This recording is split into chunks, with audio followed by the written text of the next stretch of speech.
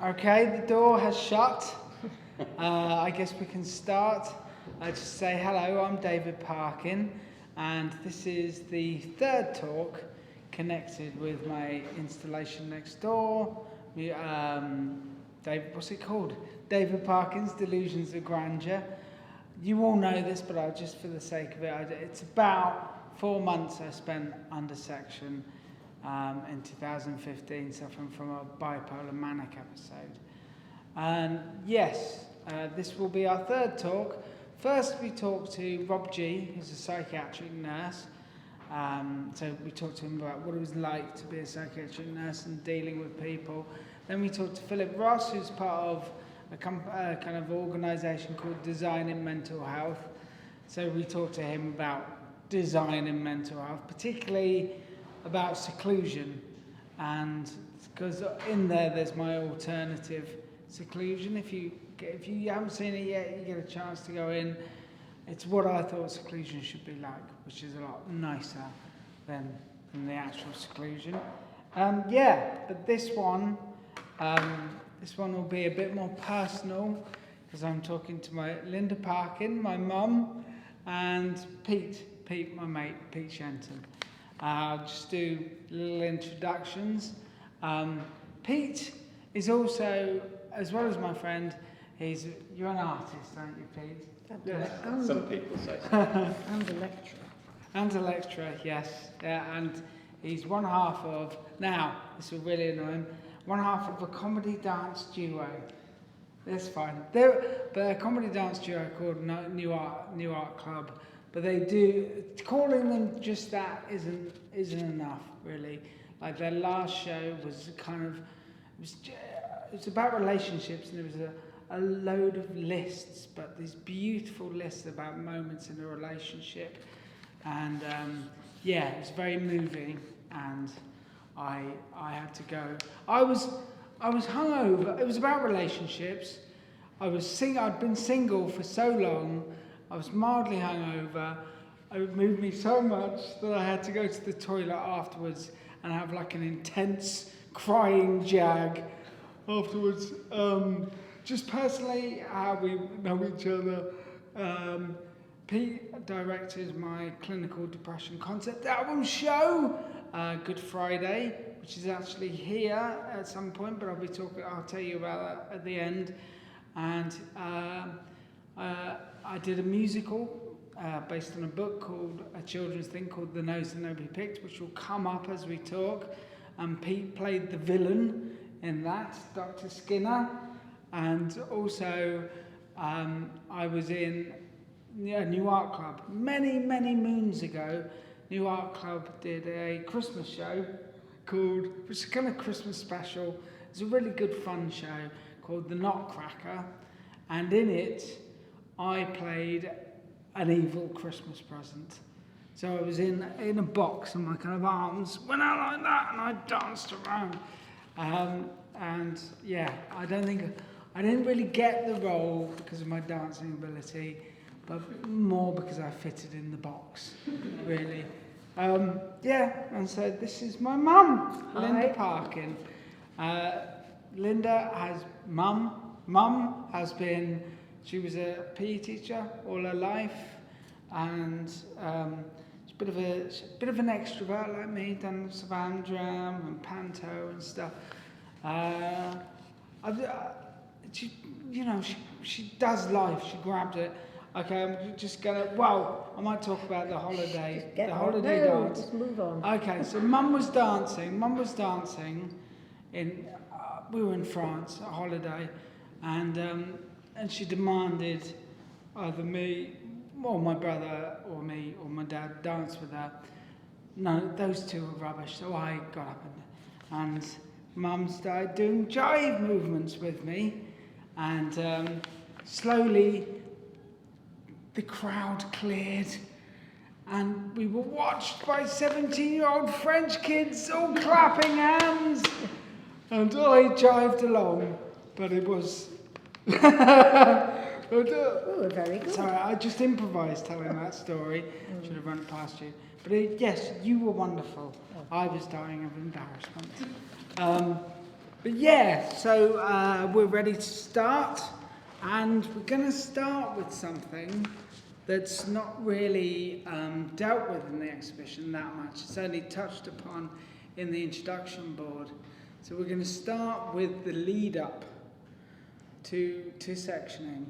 Just to clarify, I hadn't been diagnosed or had shown no bipolar traits before this. I'd had big depressions, but no one knew really what was going on. A relationship ended, I was drinking too much, and I decided to stop drinking, and I wrote some rules about it, which turned into rules about how to live your life, you know, being nice to the homeless, walking everywhere, not growing beards. I've broken that rule, obviously, and and I was working on I was putting the finishing touches to my kids' book, The Nose and Nobody Pigs, and we were working on a musical at the same time, so I was working a lot, and I just remember being very intense, having so much energy, I didn't sleep really, and feeling very, very alive. So our first question, this is Pete, I've done that. So this is, in the lead up, we had a lunch, didn't we? And I was telling you about the marketing, how I was going to market the nose. Yeah, so this is probably about 2 weeks before you were sectioned, and I went to meet Dave for lunch, which I do every now and then, just, mollify him and pretend that I'm his friend.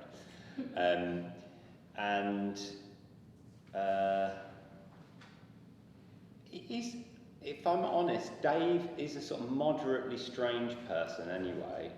So when he behaves in a sort of moderately strange way, it's not unusual to me. It's like, oh yeah, he's quite arrogant and cocky, he thinks he's great, and he is great. But he was explaining some marketing idea that he'd got to me, and I was like, oh, this is a really stupid thing. So I was trying to convince him to not try and market this musical version of the show in the way that he... Can we just clarify what it was? I can. He was going to send a pen drive of the show without any information about who it was by or where it had come from to promoters. Mystery. That's what I was thinking. To set up a mystery, thinking that the promoters would then go, oh my God, this is like the best thing I've ever seen. I must find out who's done it. So this was what he was presenting to me. And I was sitting there trying to sort of go, I see that why you might think that might be good, but there's not a single promoter that in the UK that is so bothered about any work that they see. It's fundamentally is assuming that the promoters care more than they do. But also, it's just not a very sensible idea. So I was trying to find a good way to convince him not to do that. And I came away from that meeting thinking, oh God, Dave's going off on one, being a bit deluded. So I said to my mate Tom, who I work with all the time, God, I just spoke to Dave, and to Dave, honestly, he's delusional, but said in that way that is said in a informal way about people, not actually saying that he's delusional, but actually he was. So it was a really odd thing. It didn't fully land with me in that moment, but there was something about his behaviour, and he also talked to me about the rules in that lunch, and he showed me some things on paper, and he also talked to me about the things that he was doing with homeless people, giving them money, and I knew he didn't really have much money. And I was sort of trying to say, Dave, you need to make sure that you're looking after yourself and you're keeping your...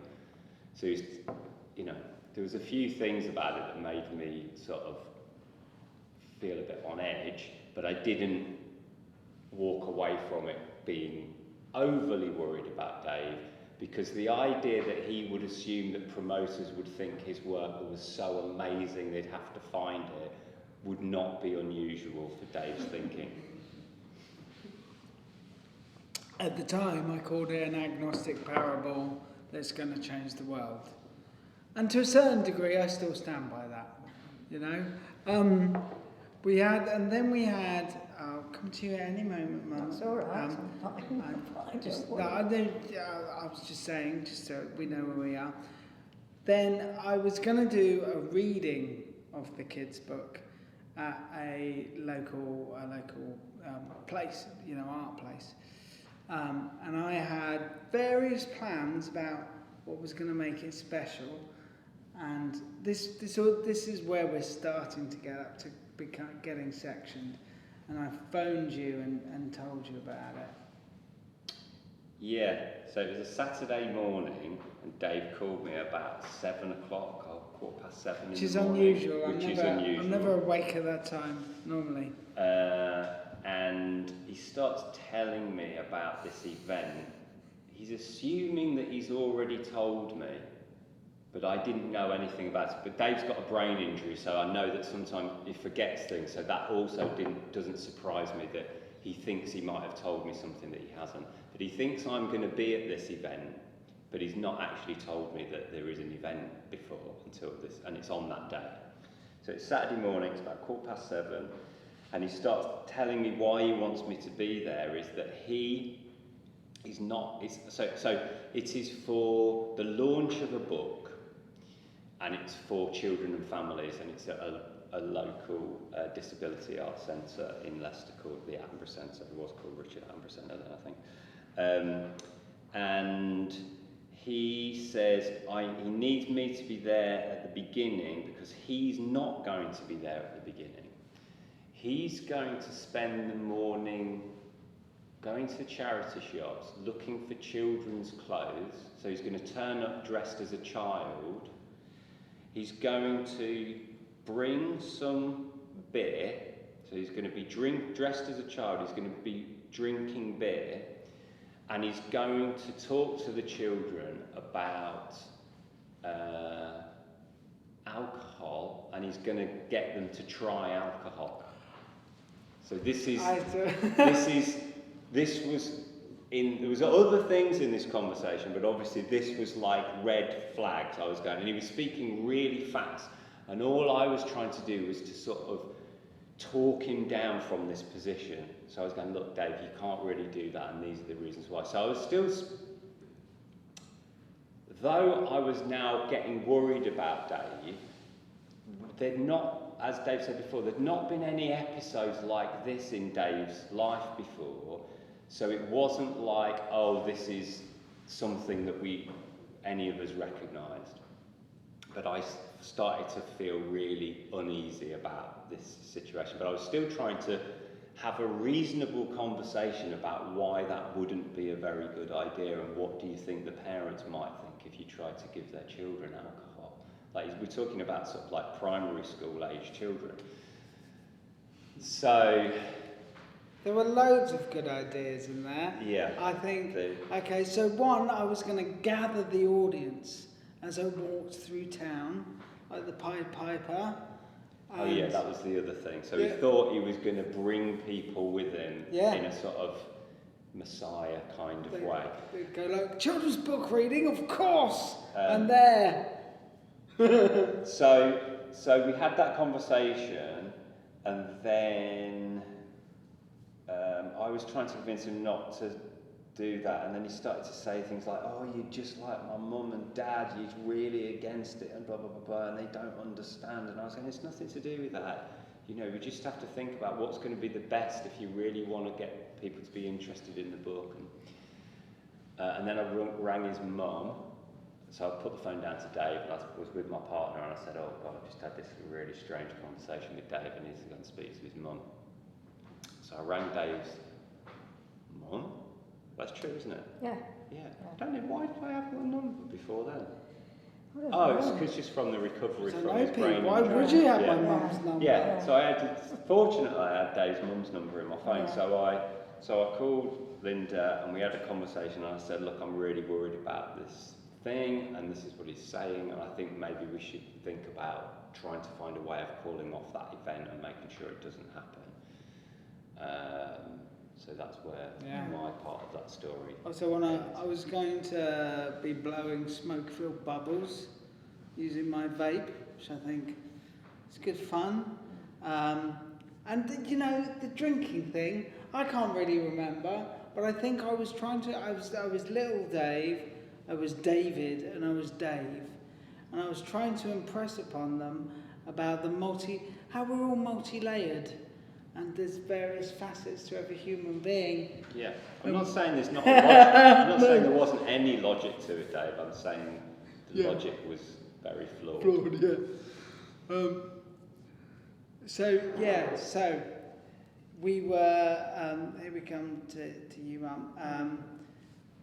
Now, there was a meeting, wasn't there? There was a meeting that happened. My husband and I, John, had come up maybe the day before because I spoke to Dave every day, and we were very concerned. Obviously, this weird behaviour was coming through, and various friends of his had contacted us to say that they were concerned about him. And we had one occasion when he was phoning me, and he'd gone to Manchester, and he decided to go to the pub where Guy Garvey went. From Elbow, sorry, if you don't know Guy Garvey, he's a pop star, and promote his Good Friday, which actually is very good music about another incident. Anyway, and he spent all the night there trying to charm the pants off everybody and get them to make sure Guy Garvey knew about this. And even the barmaid rang me at one point, because I was phoning him and he was telling me, and the barmaid even rang me to say, he's all right, but he's being a bit odd. So there were all sorts of alarm bells ringing. Anyway, so we'd come up and we'd booked an apartment in Leicester, to see Dave. We were at his house and, yes, getting ready for this event, and as Pete said, he told us what he was intending to do. And we obviously had been trying to persuade him that that was totally inappropriate and there was no way he should go ahead with it, but you couldn't tell him. He was adamant that that is what he was going to do. And a friend of his, Lucy, and her husband were there at the time, and I said to her, we're going to have to try and stop this, as Pete had said. So she had the phone number of a guy, John Kirby, who worked at Attenborough Arts Centre, and was very involved with Dave and what he was doing. And he came over and he tried to dissuade Dave as well, but he wasn't having it. He was still going to do it. And then John Kirby came up with a great idea. He said, but Dave, the books aren't here yet, are they? Because the idea was you'd have the launch and people would buy the books. But the books hadn't arrived. So John said, well, perhaps, Dave, it might be a good idea if we delay it until the books are there, so we don't do it today. Dave very, very reluctantly was talked round to that way of thinking, or so we thought. And he seemed to calm down, and we thought, oh, well, that's that hurdle over. We're not going to do the launch. And in the meantime, unbeknown to me, David rung Attenborough Arts Centre to see what the situation was, and they'd said, oh, the book launch isn't going ahead because the artist is ill. Unwell. Which I found, but can I just say, about the certainty and everything, how I describe it is, there are moments, the only way I can talk about it is being an artist, you might be able to relate to this, but there are moments in art when you're sure, you're absolutely sure this is what you should, this is the right thing, it's the right thing, and kind of a bipolar high is that applied to any old shit that you're doing in your life, unfortunately. Yeah, exactly. Anyway, so do I want to go on to the evening now? Yeah, let's go on to the evening. We thought, okay, he's calmed down, he's accepted it. And he was, sometimes he'd be fine and then, ooh, I'd go off. And we rented an apartment, so Dave came to the apartment. He seemed fairly calm. We actually watched Doctor Who, which was quite a thing at the time. And then we were going for a meal in the Premier Inn, of all places, next door, no expense spared. And on the way round, or I think when he was still at the house, I got a text from his friend Lucy to say, David just texted her to say that he was putting a thing on Facebook with exactly what he thought about Attenborough Arts Centre. Expletives, everything. They couldn't accept my cutting edge, new radical experimental children's book reading. And I was outraged. So she said you'd better get his phone from him, because he had worked quite a lot with Attenborough Arts Centre, and they and you'd worked with them, they'd worked with you. And to go and completely slag them off in not very nice terms obviously wasn't a good idea. So he was always leaving his phone anyway, so that I managed to get his phone. We went and had a meal, came out, we thought we'd go back with Dave, and he suddenly started getting all hyper again and said no, he didn't want us to go back with him. He was going to walk through town, buy a drink, stay up all night, and couldn't phone people to go round and everything. And we said, look, Dave, that's not really a good idea. I think we ought to come back with you. And he was adamant and started getting more and more aggressive, which is not his nature at all. And then my husband, he was trying to run off. My husband sort of grabbed his coat a bit to say, hang on, Dave, this, we really don't want this.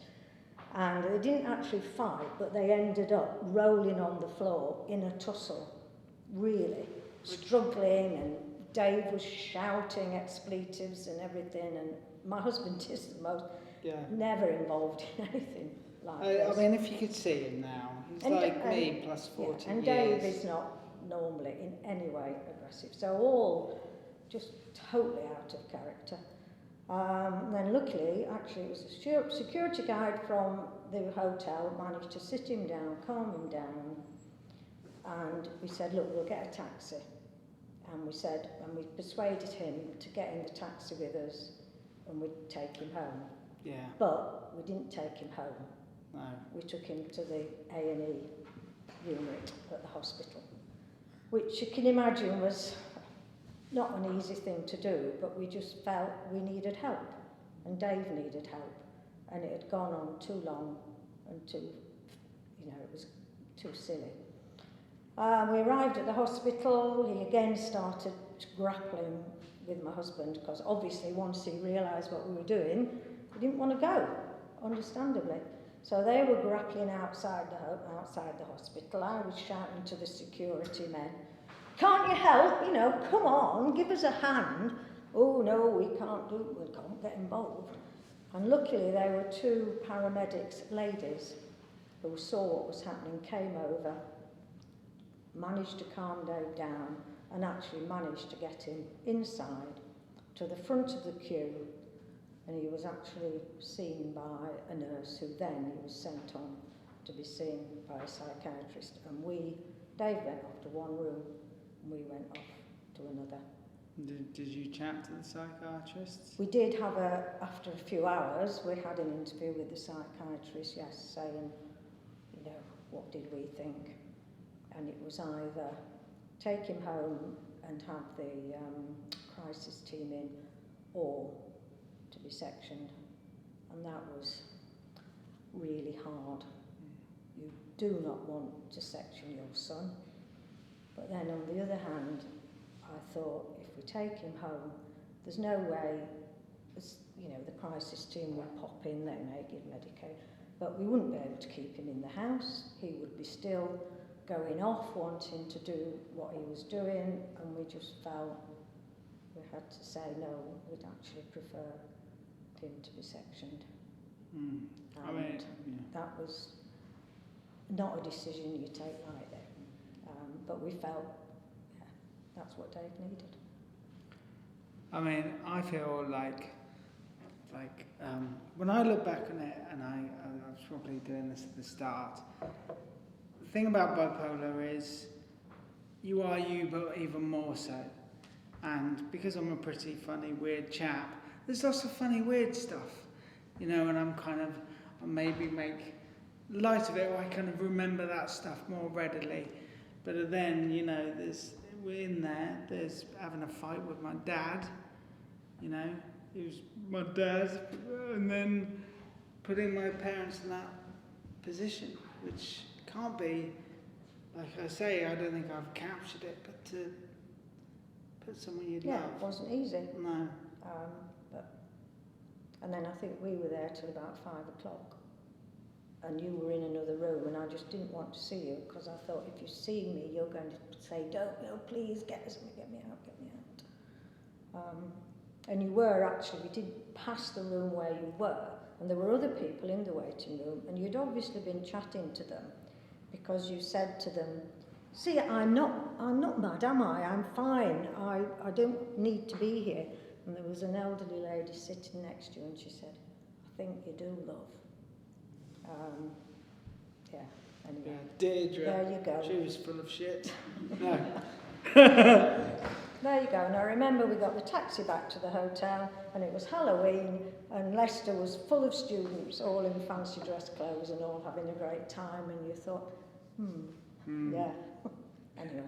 Yeah, so you lied to get me to the hospital. The thing is, you seem to be more gullible, because I remember, and the sectioning took so long, it took ages, and I was put with 2 police guys, and I remember I just sat and chatted with them and chatted about everything, life, death, the arts, and what I was going to do, and so I thought I had persuaded them into taking me home.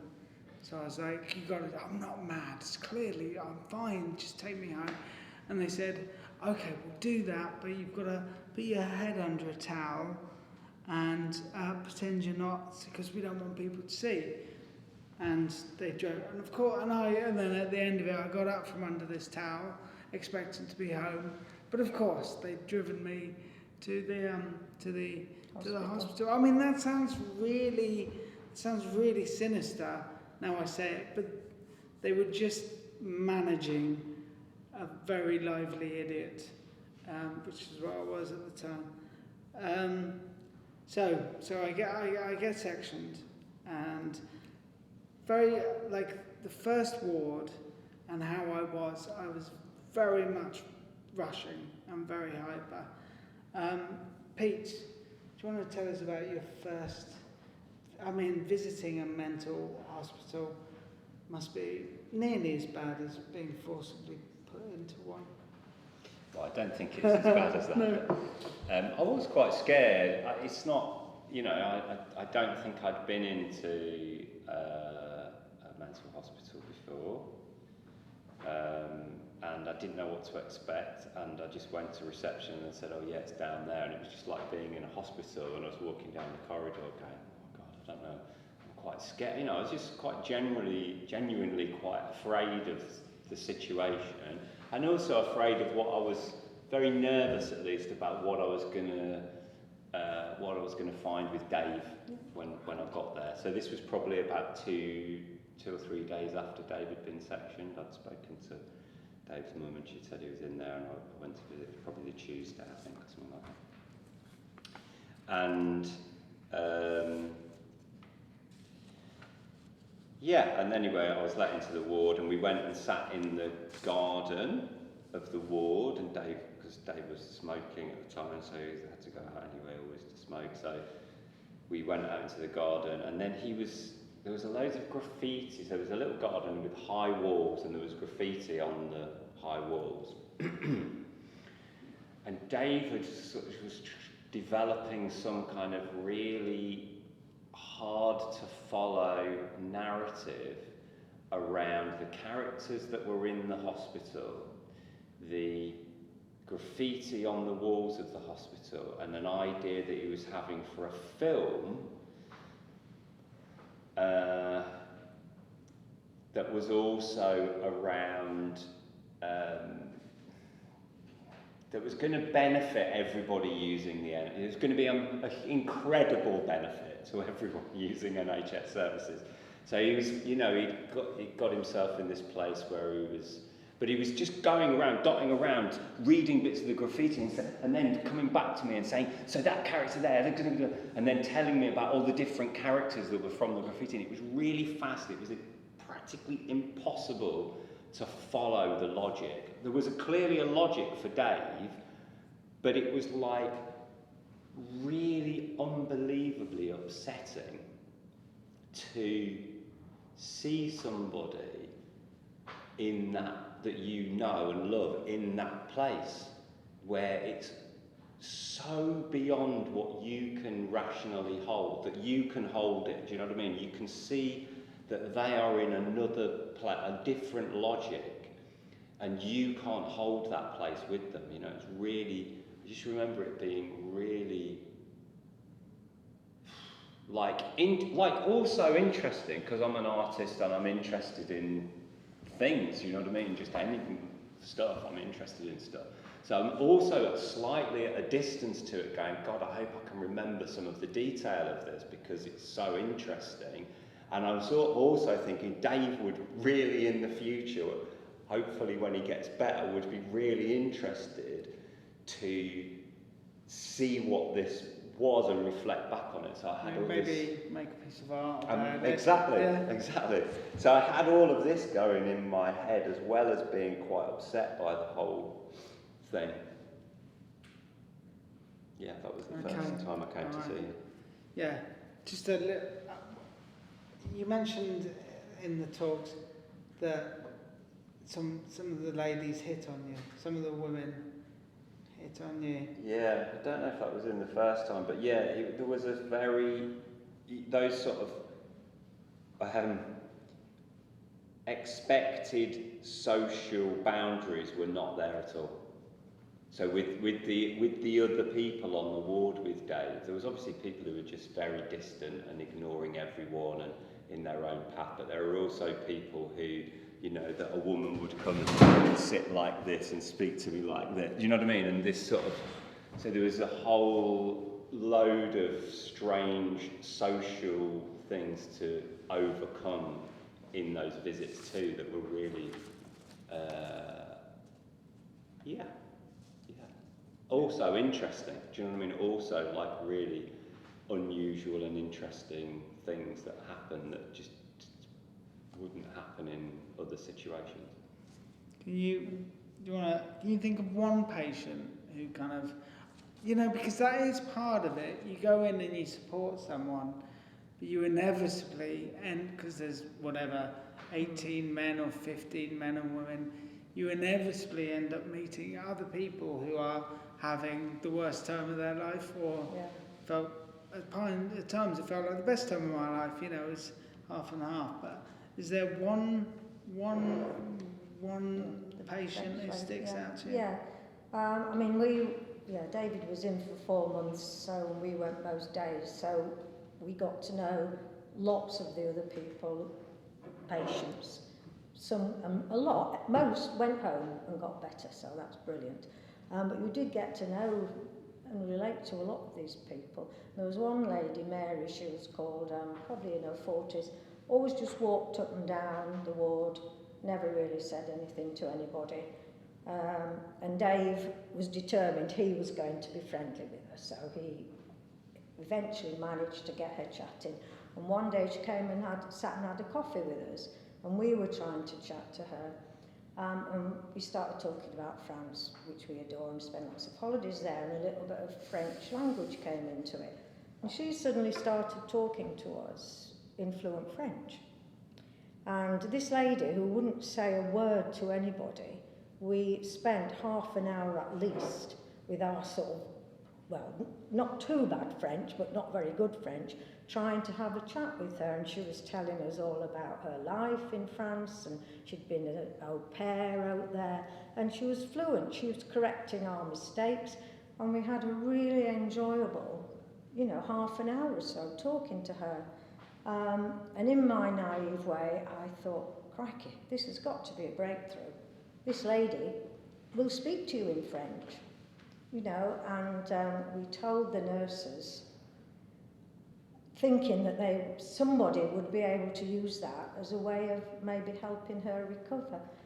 But the sad situation is underfunded, not enough staff, and nothing ever happened with it. And in fact, a few times when we were in, David would say to her, "Oh, bonjour, Mary, ça va?" And she would answer in French. And one of the auxiliaries who hadn't been in on this original, and obviously never been told, would say, "Oh, David, don't be so stupid." And I just found that so sad in a way, and it was nobody's fault. It's just, there's not enough money there, not enough joined up language either going on. And that's not a criticism, I mean, it's just how it is, I think. And yeah, so, yeah. And we used to spend hours playing Scrabble and chess with all these different people, so yeah, it was a learning experience as well.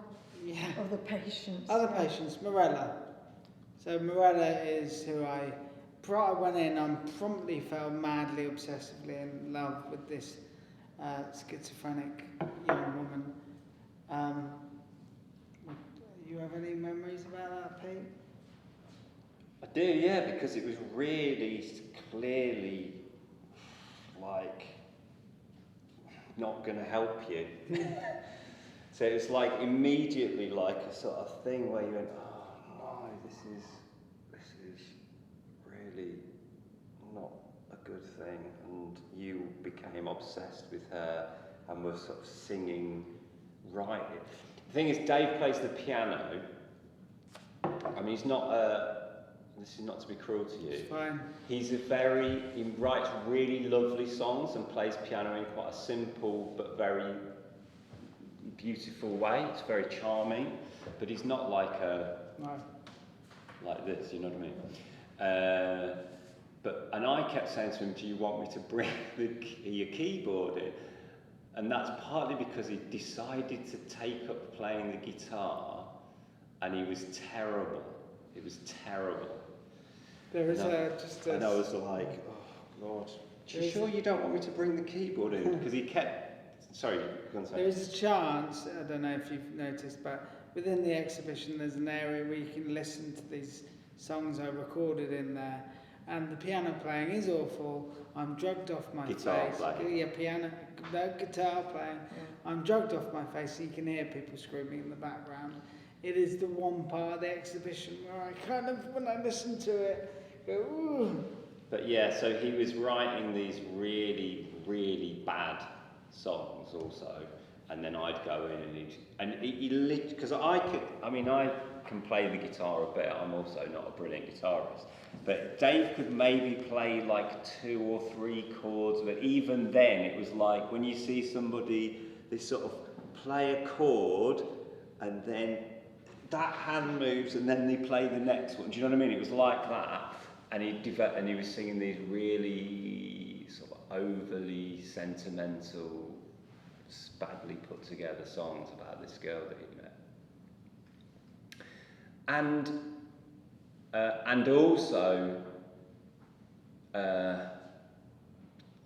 again, this is another example of something where, in a really sort of at a distance way, I wish I could have recorded it. Of course, it would have been completely unethical, but I wish I could have recorded the moment, because there was a situation where Dave played me this terrible song. I mean, I can't even remember the song, but it was to do with Morella, and he was playing these chords really badly, singing, and totally falling apart, like in a way that I've never seen a human being fall. Do you know what I mean? Like, his whole everything, like absolutely floods of tears, trying to continue and get through the song. And it was the most extraordinary thing that I just don't know how you would or could reproduce it for people to see. But it was like, almost feel like a privileged position to have experienced it. Like, though it was extraordinarily awful, it's also something that will always be there in my head, that I've sort of had that moment with Dave and watched him do it. And so, yeah, of course, there was this other figure. So even then when he was moved wards, he had this sort of obsession with this other person that was not helpful and not useful to him at all. No. And it really was an obsession. Yeah. Well, you were in love with her, and that's an obsession, isn't it, sort of. And he would phone us and say, oh, Mirella and I are getting married tonight. Ring a ring, get a vicar, phone Laurie, that was his best friend in his group, said, get Laurie up to be best man. We're getting married today. And I say, well, I don't think that's going to work, Dave. Oh, you can make it happen, you can do it. And this was a constant thing. It wasn't just, you know, every now and again. But yeah, and he was totally convinced that he was in love with her. And even when they moved wards, moved him into an all-men's ward, he used to shout to her over the wall and call to her. And as he was, and he had her name on his hand. And as he was beginning to get better, one day the name disappeared. And I thought, that's it, he's on the way, you know, to recovery. And then he stopped taking a particular drug they gave him, and her name came back on his hand again. And I thought, oh no. But eventually, yeah. I mean, with me, I think it came with the dip, with the going depressed afterwards. For me, that was, I don't know what you guys think about that. That was like, then everything kind of falls into place, and you go, yeah, I've been put in here because I'm bipolar, and I was sure I wasn't, but now I've been having this great time. I'm really depressed, and I'm in love with Mirella. Apparently, maybe I'm not. Maybe I need some fixing. So how was that kind of period like? Getting myself back together after that. Yeah, well, in what way, Dave? Where are we now? When you're starting to come out, or? Well, actually, before I deal with that, I just want to say, like, let's talk about. You've seen me go through all these different things. So at first very hyper, and then very drugged. And how was that? Was there a worse point for you? What, when you were very drugged? Very drugged. Well, no, in fact, in some ways, although it was not nice to see Dave, they put him on a Depakote, which was a mood stabiliser. Mood stabiliser eventually. And he was very slurry, made him very slow, he didn't like it, he was drooling, you were constantly sucking sweets and things. But you started to be more coherent, you started to lose, whatever you want to call it, that energy that was there, it started to go.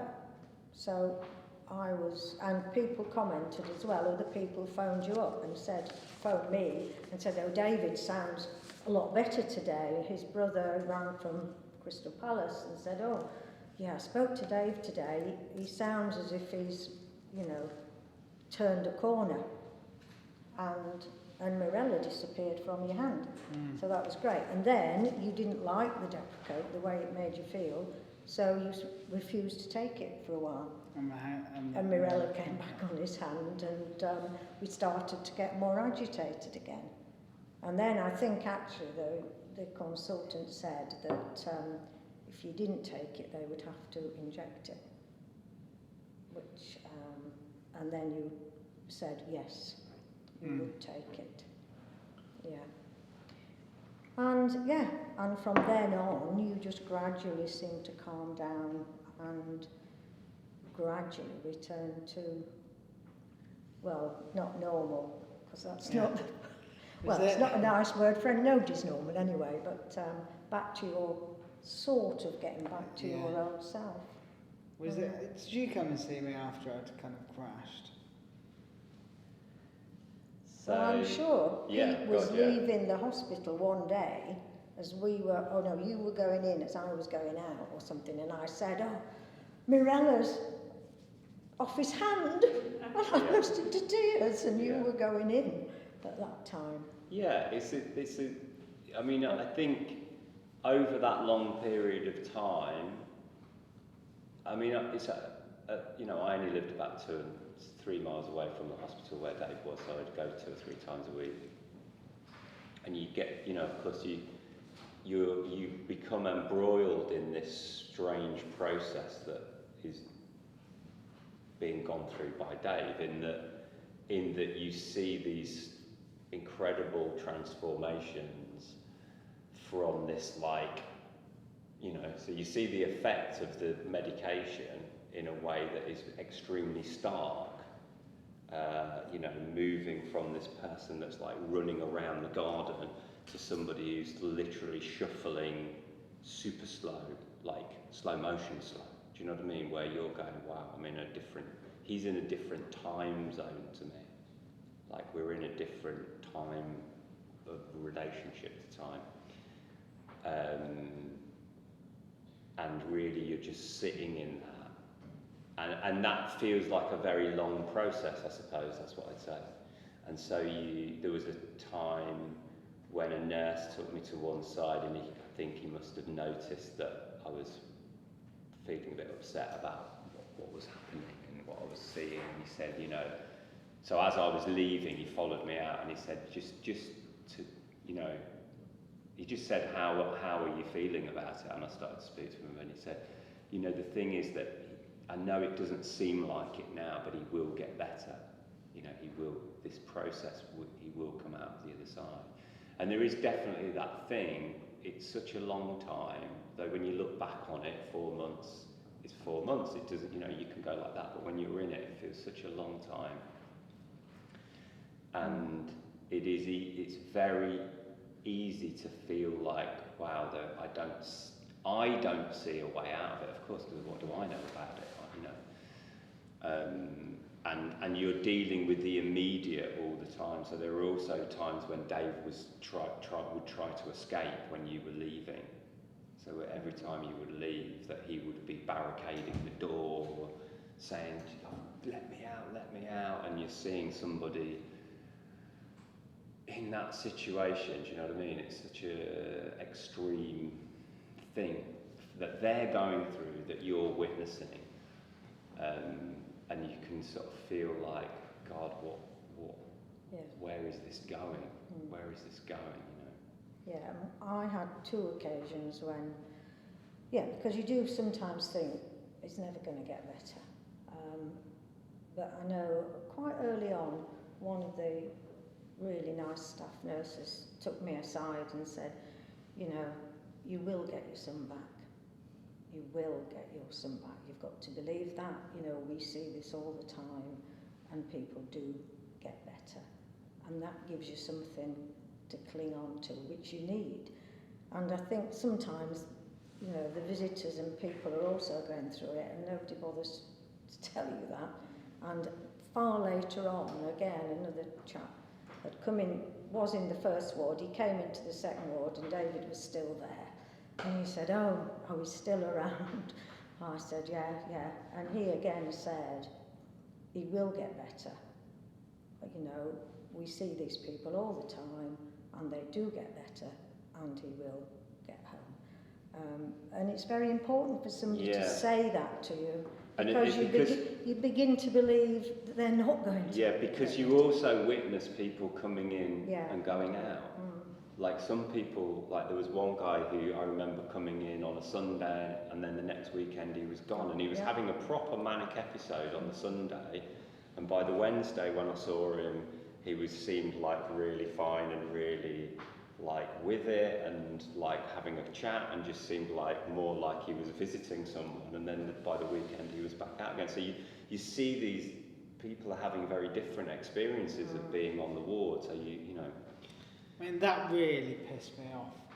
You know, these people who just came in, stayed a couple of weeks, and then they were gone. And they were fine. I was like a lifer in there. I was like one of the longest.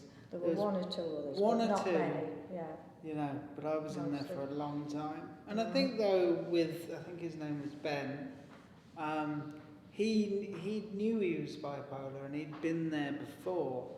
So for him, I think, you know, when he had that mania, it must have been a point in that mania where he realised what was going on and he needed to go on the meds, and so it was quite quick. Whereas me, Well, you wouldn't take them for quite no, a I'd never while. had a bipolar manic episode. I was just feeling brilliant, thank you. You know, life's going really well. I don't know what's the problem. Yeah, and everyone else was. It was everyone else that was in the wrong, wasn't it? Everyone else was in the wrong place. Yeah. Yeah, and that You were was the fine. guy that tried to help you get over the wall, I think, Ben. Because David was always trying to escape as well. Had all these plans to escape. One of which he did escape twice. I mentioned in one of the boards, getting over the wall. I really wanted to escape, but I'm only 5'5". There was one guy in there who was about 6 foot. He was about 6'3". Yeah. He was always going over the wall and buggering off, And then coming back. and then coming back, and they'd take him back. You know, so that was infuriating. It was a very frustrating period. I mean, talking about recovery and, you know, and it will happen. You know, I remember when I crashed, I knew I was going to get better though. And I said, because it was recognisable. And I said to myself, one of those points, you know, this is just a moment in time. Sometime in the future, you'll be sitting around, joking and chatting about this with your friends. And here we are now. So that's a pretty good thing to wind up on. Yeah? Yeah. Okay. All right. Do they want any? Yeah. Do we have any questions? Sorry. No. I have a question. Yeah. What's the sort of key lesson that all three of you sort of have taken out of this experience? Okay. Very difficult. Yes, people do get better, and you have to believe that, and you have to have faith that if you are diagnosed with a mental health problem, it not necessarily cured, but you can get over it and you can get back to live, a relatively normal life. And we saw it all the time when we were in hospital with David. The other thing I think as well for Dave was the importance of friends and visitors, and the network of friends he had were just totally amazing. There was hardly a day went by when he didn't have a visitor, somebody else to talk to. Because it's so difficult. Some people never had any visitors, and there's so little, no matter how good the occupational therapy, there's so little stimuli there really when you think all day. But not everybody has that. So, and the support also when people come out as well is important. I was very, The world is full of weird and wonderful people. Yeah. And we I need was to lucky enough remember- I had a nurse who visited me. She visited me every week at my house. Yes, when you came And then out, that was kind of very every good. 2 weeks, every month, and then I saw an outpatient, and then you get telephone calls. And actually, I think my psychiatrist has signed me off just actually yesterday. Yeah, so there is some support there, but unfortunately, as we all know, not enough. Right? Yeah, Pete? okay. I'll go. What I've learned, my most important lesson, is that I'm bipolar. Yeah, but there is that, obviously, and I was diagnosed that, and I was put on different medication, so I'm not on antidepressants anymore, even though I've had huge depressive episodes. I mean, for me, like this, I'm thinking of writing a novel about it. Now, this isn't really politically correct or anything, but what do I mean? Okay, so what I would say about terrible mental health experiences is some of it is, if it's bipolar, is pretty flipping good. You know, we don't deal with it much in the exhibition, but going up to that, It was like snorting God's coke. It was, you know, it was that good. And so I suppose it's a question of how we look at drugs a little bit, because some people might say they're just drugs. And when you're having drugs, the things you see are so clear and everything's connected, and then you might look back on the things you wrote on the back of a beer mat and go, oh my God, that's just gobbledygook. So I don't know what my point is. I just feel the brain does have this something extra, and bipolar to some extent, you know, Van Gogh and all that does plug into it a little bit. But I wouldn't want to have another bipolar high. No. Let's avoid that. Yes, sorry, yes. I think you should really do a book, because from the three perspectives, because, you know, there's lots of stuff now about, you know, I've been through that system as well, people giving their own personal narratives, but just listening to your mum and your mate, it's just really kind of, oh God, is that how it's meant to happen? Because I just amazed, you know, and shows a strong bond there must have been before you had this episode, that you were both able to consistently be there, because there's nothing happens quicker than you end up in a psychiatric ward and you find out, you know, who's going to be there for you and who suddenly doesn't want to know, you know, being family or whatever. And I think your perspectives are so important, you know, that thing about you knowing that, yeah, I've got to get in section, because otherwise you don't, you know, and sort of dealing with that guilt as well, but also, you know, you're trying to make some sense of it, but also grasping kind of the creativity that was going on there. And you just laughing, because obviously you're enjoying, and sort of like, you know, when I was in the service user group, sometimes you have to laugh at some of the things that happen in the system, because otherwise, you know, you just give up completely, especially if you don't have that support around you. No. You know, it's just, just finding that way of, so look forward to your book. Okay. Definitely. Well, I was very lucky. Like a friend of mine made like a closed Facebook page called Dave Watch. So I had my parents come and visit me in the afternoon, and one of my friends would always come and visit me in the evening. If we were going home at the weekend, we let the WhatsApp group know that we were going home at the weekend, and somebody would always make sure they were in there. And unfortunately, a lot of patients don't have that support. Especially in the men's You were ward. very lucky, Dave. There were, yeah.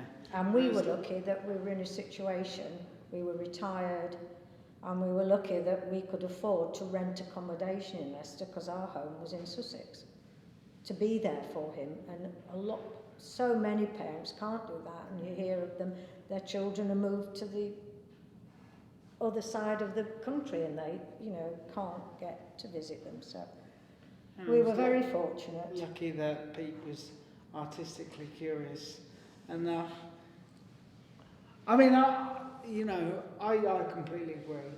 If I get a friend who gets sectioned in the near future, I'm definitely going in, you know, just because it's such. This is why I do want to write a novel about it, because it's within there. There's so much dramatic. You know, you're being held. There's characters. Anyway, but yes, the book of the text boards is available downstairs. David Parkin's Delusions of Grandeur. Yeah, and that's the third talk. I just had to say thanks to my mum and Pete. Shall we give them a little round of applause? Thank you for coming. And the next talk is going to be quite different.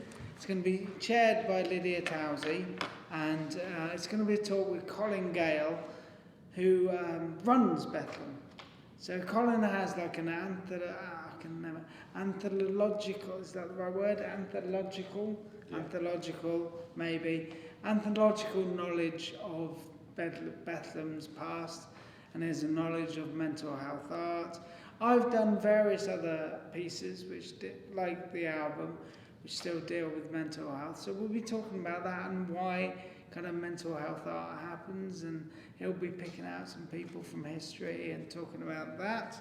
And then on the 22nd of July, which is the last day of the exhibition, at 6 o'clock, I'll be doing my clinical depression concept album show, which is Good Friday. I'll be there with my piano and a guy who plays the cello and the bass. And it's basically 9 songs from... I had a big depression in 2009, and it's from pit to recovery in 9 songs. So I'll just be playing those songs and cracking some gags in between them and telling you a bit about the experience. And also we'll come to that at 6 o'clock. We might head to the pub later for some end of exhibition drinks. Anyway, okay, so thank you very much for coming, and